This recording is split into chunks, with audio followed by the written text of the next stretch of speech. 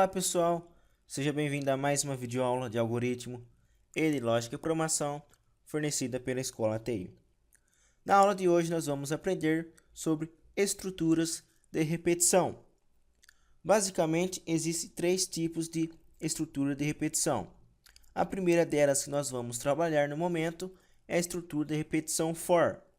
Existe também a estrutura de repetição while e estrutura de repetição do while, ok? Se você ouvirem falar sobre repetições, loops, voltas e laços de repetição, são a mesma coisa, tá? São estruturas de repetição, tá?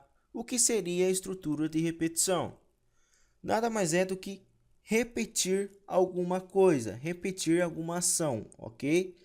Mas para isso nós determinamos alguns valores para que isso funcione corretamente. Então vamos para a nossa primeira estrutura de repetição for, ok? Bom, a estrutura de repetição ela é apenas executada quando a nossa condição for verdadeira, ok? Se a nossa condição, se o nosso for falso, então ele não vai repetir as nossas instruções, os nossos comandos que a gente criou dentro da minha estrutura for. Beleza? Estrutura for, em português for é para, e a estrutura é para, e entre parênteses existem três requisitos, ok? Qual que é o primeiro requisito? O primeiro requisito é a variável de inicialização. O segundo requisito é a condição e o terceiro requisito é o incremento. Depois que nós passamos esses requisitos dentro do parênteses, ele vai fazer a nossa instruções, o nosso comando dentro de um bloco chamado início e fim. Então, a estrutura for é para, passamos nossos três requisitos, faça. Então, ele vai obrigatoriamente fazer as nossas instruções que estiver dentro do início e o fim. Ok? Então, o que é uma variável de inicialização? A variável de inicialização é um comando que a gente atribui para que a variável de controle inicia, ok? Então, a variável de inicialização ele é o valor que a gente vai iniciar o nosso loop, a repetição. Por exemplo, no caso aqui, vou dar um exemplo que a minha variável de inicialização é uma variável que está valendo 1. Então, a estrutura de repetição nossa vai valer 1. O segundo requisito é a condição. O que é a condição? A condição ele determinará o valor final do nosso laço, ok? Então, o primeiro requisito, a gente coloca o valor inicial. A segunda condição, a gente coloca o valor final do nosso laço. Ou seja, se eu coloquei na minha variável inicial 1, então eu quero que que ele repita até o número 10. E esse número 10 é a nossa condição, tá? E qual que é o nosso terceiro requisito?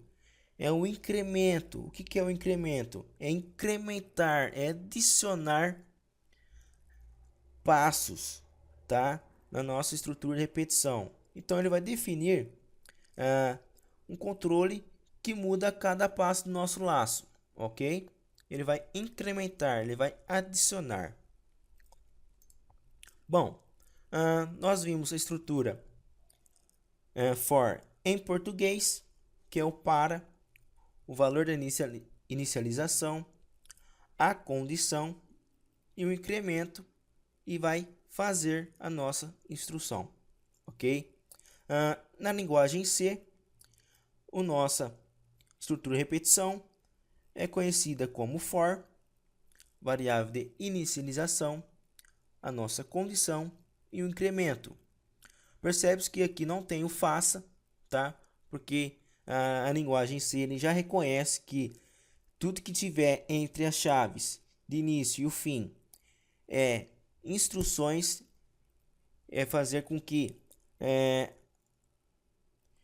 as instruções sejam verdadeiras, então ele vai entrar dentro do meu bloco de início e fim. Então, a estrutura de repetição, ele só vai entrar dentro do início e o fim do bloco for se a nossa condição aqui for verdadeira. Bom, um exemplo claro para a gente perceber como que funcionam as coisas. Em português, para.